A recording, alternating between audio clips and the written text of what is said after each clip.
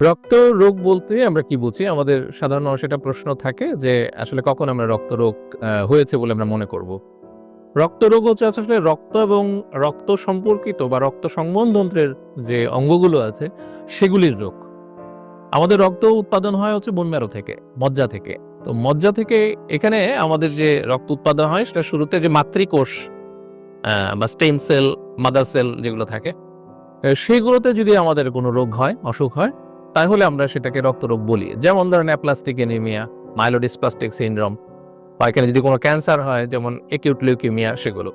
আবার লসিকাতন্ত্র বা লিম্ফ্যাটিক সিস্টেমও কিন্তু আমাদের রক্ত সংবহনতন্ত্রের একটি অংশ। সুতরাং লসিকাতন্ত্রের কোনো রোগ বা ক্যান্সার হলেও কিন্তু আমরা সেটাকে রক্তরোগ বলে গণ্য করি। যেমন লিম্ফোমা বা ক্রনিক লিম্ফোসাইটিক লিউকেমিয়া সেগুলোও আছে। এছাড়াও আরো অনেক ধরনের রোগ আছে যে রোগগুলোতে রক্ত আক্রান্ত হতে পারে, রক্তের স্বাভাবিক মাত্রা কমে যেতে পারে। যেমন আইটিপি। এটা কিন্তু ইমিউন সিস্টেমের একটা রোগ, কিন্তু আমাদের রক্ত আক্রান্ত হয়। এগুলোও কিন্তু রক্ত রোগের মধ্যে পড়বে।